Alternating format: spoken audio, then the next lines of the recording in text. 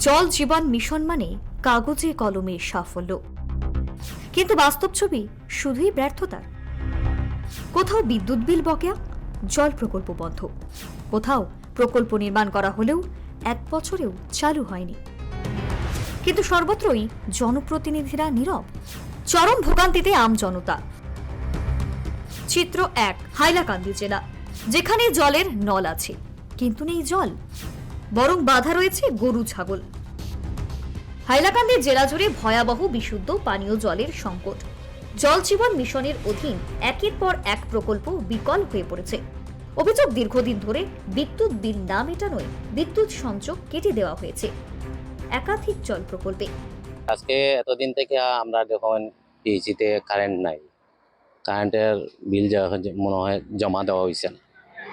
তো আজকে এতদিন থেকে মানুষে দেখো এই খাদা পানি এগুলা খার, পুকুরের পানি খার। হাইলাকান্দি জেলায় নাকি? হাইলাকান্দি জেলার অনেকটার মধ্যে আছে এরকম, অধিকাংশ। হ্যাঁ অধিকাংশ ইয়ের মধ্যে আছে। তবে বিশেষ করে দেখা যায় আমরা মাধবপুর পিএইচির মধ্যে এরকম, বা আরো বহুত আছে পিএইচি এরকম, এটার মধ্যে মানুষের মানে খুব বেশি কষ্ট পায় আর কি। চিত্র 2, বরপেটা জেলার কলগাছিয়া, জল প্রকল্প নির্মাণের 1 বছর পার, আজও গ্রামবাসীর ভাগ্যে জোটেনি 1 ফোঁটা বিশুদ্ধ পানীয় জল। ঠিকাদারের বিরুদ্ধে চরম গাফিলতির অভিযোগ। বরপেটা জেলার বন্দিয়া সমষ্টির হালদিয়া গ্রাম, এখানে জল জীবন মিশনের প্রকল্প আজ কার্যত ভূত বাংলোয় পরিণত।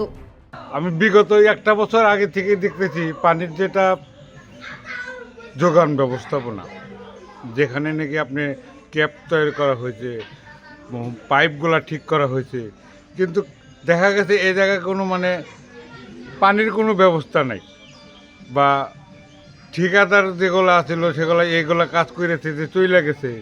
এটাই তো, আর এখন এটা তো করছে কিন্তু এখনও পানি দোকান আসেনের মধ্যে দেখা যায় কত কত জায়গায় যে খুঁটিগুলো আছে, যেগুলোতে পাইপ পানি আসে, মানে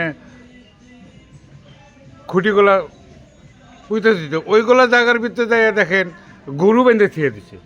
এরকম পুরো আমাদের গ্রামে আছে।